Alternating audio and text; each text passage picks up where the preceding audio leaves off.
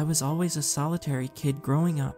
I grew up on the outskirts of my little town that I grew up in and never really had any friends. I would hang out with someone here and there, but for the most part I stuck to myself, even in high school. Because of my voluntary solitude, I found time to invest in hobbies like fishing, hunting, and playing cards. I used to always love a game of spades with my parents and little brother. Though I loved all the hobbies I partook in, hunting was by far, in a way, my favorite. I would hunt all sorts of critters when it was in season, and spend hours just to hunt something. See, the fun part of it wasn't the fact that I just killed something, it was the fact that I had outsmarted the animal and beaten it. I now had a trophy to signify my victory, and I thirsted for this sense of victory. Nothing even came close to the euphoria supplied to my brain when I came home with a fresh kill under my belt. I would sometimes spend days out in the wilderness to hunt, and I'd get lost out there, out in nature, with nothing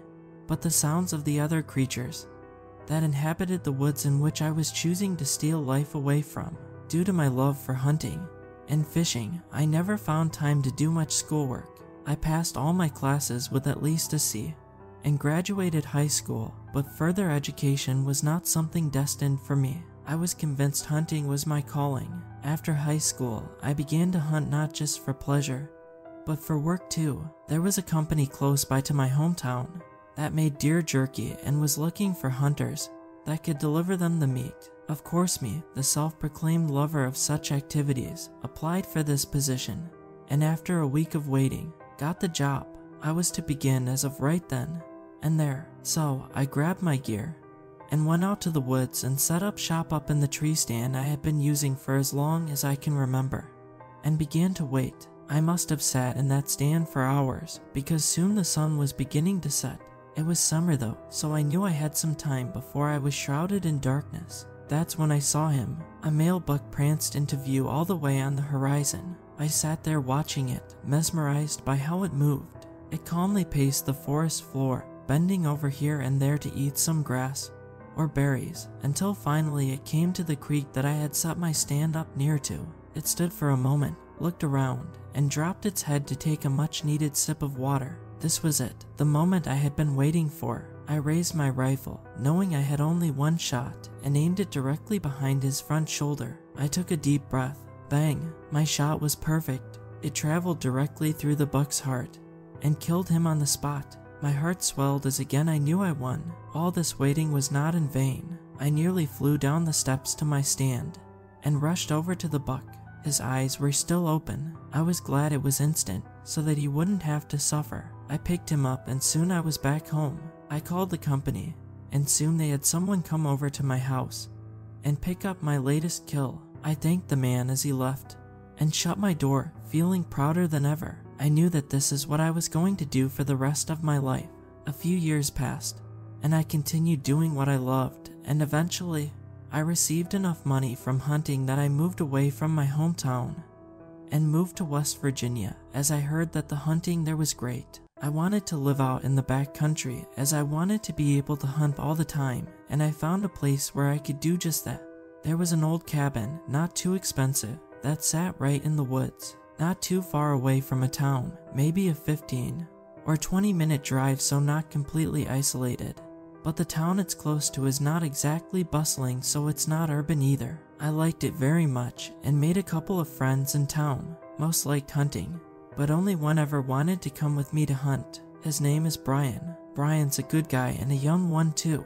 He's just about my age, give or take a few years older, but we get along well, and we've gone hunting multiple times. The only difference between us is that he's got a full family, wife, kids, the works, even has a golden retriever. He's a lucky guy, I'll tell you what. Good shot too. Glad he's my partner. I had set up my tree stand maybe a week after buying the cabin out in the woods, and maybe a month after that is when Brian and I first went hunting together. We sat up in that stand for hours, waiting for something to turn up.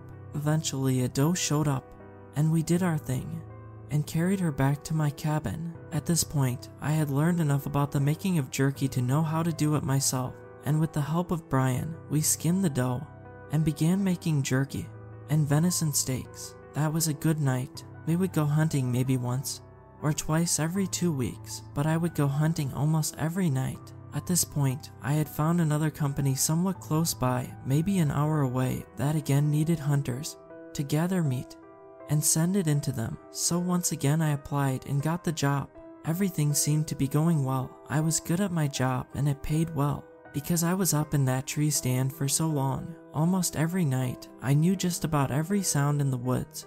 From the elk yells, to mountain lion screams, to foxes and coyotes. You give me a noise out in those woods, I could tell you exactly what animal it was and sometimes which gender it was. That's what made this certain night so different. Like usual, I was up in my stand, and I heard a scream. I played it off like it was nothing, because it probably was nothing, except this scream was different. It sounded similar to something I've heard before, but I couldn't put my finger on it. Brian was with me, and he couldn't figure it out either. Usually we don't really care about these noises, as it's not exactly our business to worry about every little sound we hear in the woods at night. However, this noise was just wrong. Something was not right with this scream, and after a good 10 minutes of sitting through it and thinking through every animal it could be, Brian and I decided that we would go check it out. After all, we were armed in both good shots, and if it was a mountain lion, we figured it would run away if it heard us coming.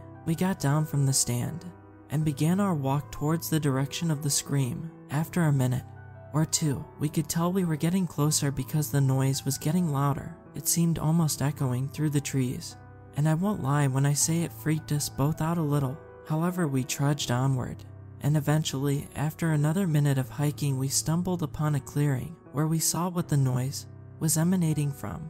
It was a huge elk standing in the middle of the clearing, just screaming out into the night. We looked at each other, and through the relieved look on Brian's face, I could tell he still shared the same uneasiness that I was feeling. We turned to look at the huge elk, still wailing, and deciding to let it be, walked all the way back to the stand. After some back and forth, we decided it would be in our best interests to call it a night and just go home. When we hunted at night, Brian usually stayed in the guest room in my cabin, as it was usually late when we got done 2 or 3 in the morning, and he didn't want to wake his children or wife up coming home, so he crashed at my place. However, even though we were far away now from the elk, it seemed as though it had followed us and was just as loud as ever. This freaked us both out a little bit, but we figured if we went to sleep it would all be over in the morning. So we did, but it wasn't the ending. When we woke up, the scream had disappeared. We were relieved, and Brian said his goodbye and left for his home. I did my normal routine, went into town, and waited until dusk before going back out into the woods and into my stand. I was still a tad bit unnerved from last night, but I figured this would help me get my mind off of it, and it did. Until around midnight when I heard a scream again. This time, however, the scream really sounded wrong. Like, really wrong. I could tell this was not the same scream from last night, but it again was not an animal I could put my finger on. I hoped and prayed it would go away, but it didn't. The screaming persisted, and persisted until I couldn't take it anymore. I had to find out what the hell was screaming in the dead of night. I set out in the same direction as last night, expecting for the worst to be awaiting me. I trudged and trudged through the underbrush until finally I reached the clearing from the night prior, where the scream had reached its peak. What I saw, however, shook me to my core. There was no elk this time, like I had expected. No, there was a figure standing in the middle of the clearing, facing away from me. I froze, unable to comprehend what I was witnessing. This thing was massive, at least 8 feet tall, and I couldn't tell if it was human or something else. I'll admit it, I was terrified. I had never seen something like this before, and I was ready to book it away from there. I didn't want whatever this thing was to see me though, so I backpedaled as slow as I could, staring at this thing for as long as it was in view. As soon as it was just on the horizon, it stopped screaming. Again I froze. Why'd it stop? I wondered. I stood there in the trees, dumbfounded, staring at this 8 feet tall creature that had just been wailing in the middle of the woods. I realized now what a fatal mistake I had made by not running home as soon as I saw this thing.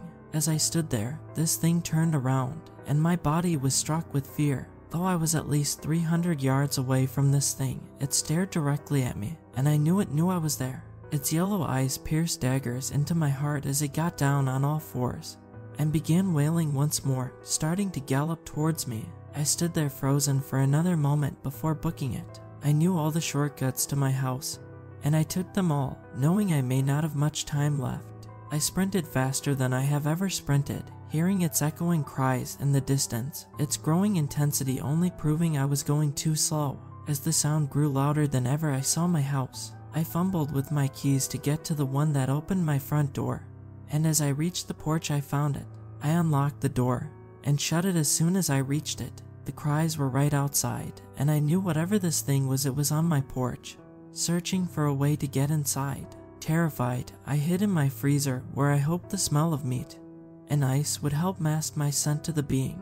This is where I've been hiding for the last 2 hours. The creature has now found its way inside my house, and I can hear it moving around upstairs, tracking any signs of me.